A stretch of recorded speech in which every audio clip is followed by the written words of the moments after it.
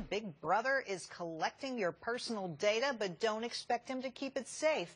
A watchdog today sounding the alarm on a government agency quietly collecting massive amounts of data on nearly 600 million financial accounts. It turns out these records aren't adequately protected. Republican Congressman Luke Messer of Indiana joins me now.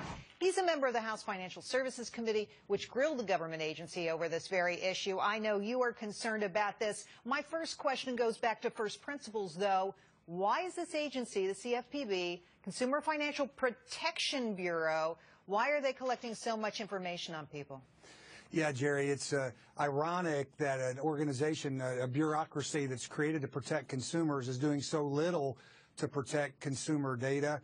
There are real questions about whether much of these millions, hundreds of millions of pieces of data are really needed to, in fact, protect consumers. And then clearly they're not taking the right written safeguards to protect it. I want you to respond to Richard Cordray, who recently talked about what a good job they're doing, helping us out. Here's what he had to say.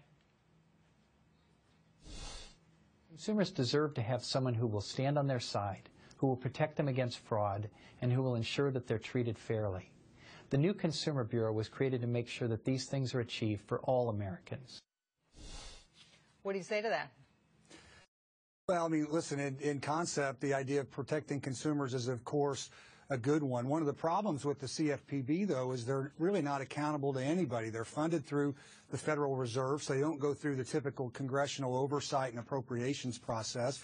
And now we're finding out that they have hundreds of millions of pieces of data and haven't really taken adequate protections. At a time when you have major data breaches from hackers in places like Target and Home Depot and the rest, I think America needs to make a commitment to those very consumers that the chairman's saying that he wants to protect, and take the steps we need to protect that data. I think we ought to at least allow individual consumers the option of opting out of the program.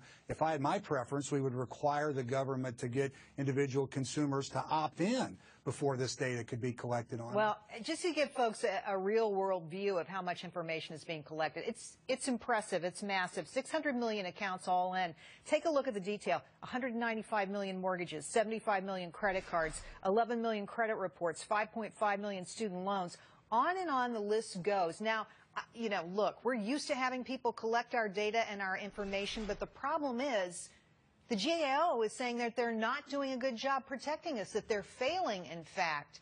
How, as a consumer, can we be sure that the government's protecting us here? They claim to be helping us, but in fact, just the opposite could be happening. Yeah, I mean, recent events show you really can't be certain. That's why government should only be collecting data that it absolutely needs. And we need safeguards in place to make sure that this data is secure, that it's kept anonymous, and that it cannot be traced back to the individual consumer. I think Chairman Henserling had it right when he said here that it seems that the CFPB is trying to out-NSA the NSA. I mean, why do they need this data in the first place? And if they're going to keep the data, we need to make sure we're taking the steps to make sure we meet our commitment and keep this data secure. Well, I have to tell you, it seems like they're completely at cross purposes. They want to use the information to help us, but the very fact that they have all this data means that just the opposite could happen. Here's the warning from the watchdog, the GAO report.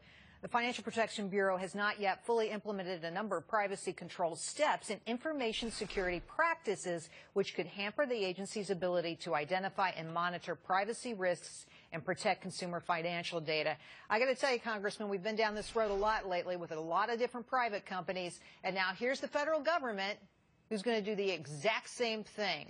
What are you going to do to protect us?